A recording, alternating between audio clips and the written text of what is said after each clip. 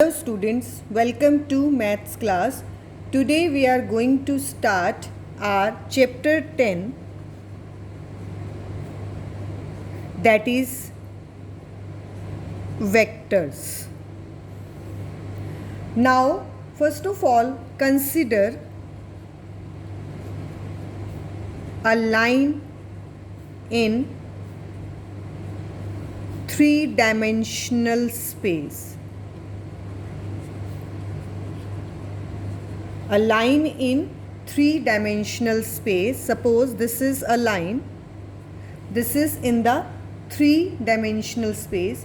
Now if you restrict this line to a line segment. Now you know that what is a line segment, which has its fixed starting point and end point. This is a line in three-dimensional space. If we restrict this line to a particular portion, if this line is restricted to a line segment, suppose I am taking this one here as line segment AB. Now this line segment AB has magnitude, its length, that is named as its magnitude, as well as its direction. Now this line have magnitude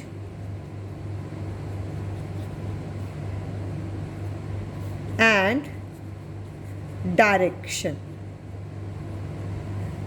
So a line segment, so what is the definition of vector? What is a vector? A line segment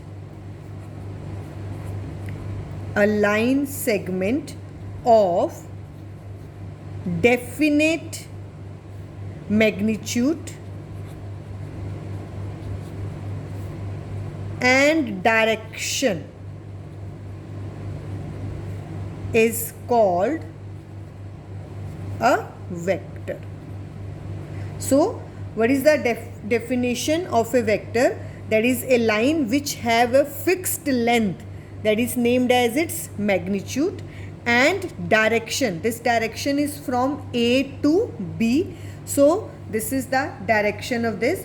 So vectors are always represented by capital letters. Vectors are represented by capital letters. See, suppose I mark this one, this is the starting point P and this is the end point. So this is the direction. So we mark this is as PQ vector. This arrow sign upon it, this show that this vector is from P to Q. Its direction is from P to Q, and it's this length, this is named as the magnitude of this vector. Now this P, this is named as the initial point of vector, and this Q is named as the terminal point of vector. Initial point and terminal point. This length of directed line segment, this length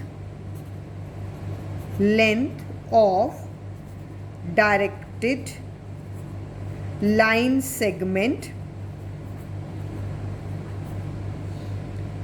named as magnitude. So this length is named as magnitude, and you can also name this as distance between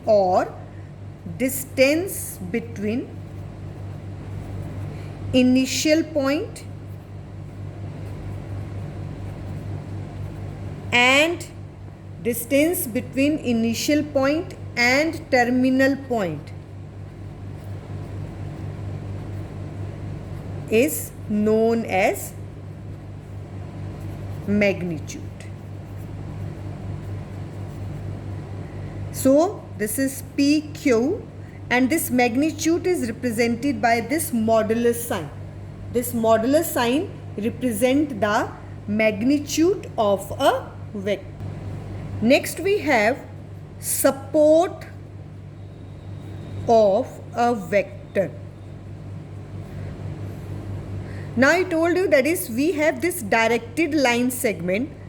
This is named here as the line segment, that is you can say this is a line, this is L, this is a line is there, and suppose we draw a vector on this which with fixed length, that is a line segment, that is it is directed from A to B. So this L line is the support of this line segment AB.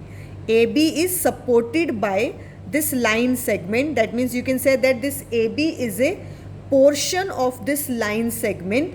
So AB is a part of this line L. So we are taking this AB is the line L. This is we need the support of AB vector is the line L, of which AB vector is a part. This L is a whole line and this AB line segment is a part of this whole line. So we name that this L is the support of this AB is the support, this L line is the support of this AB vector. So this line is of unlimited length.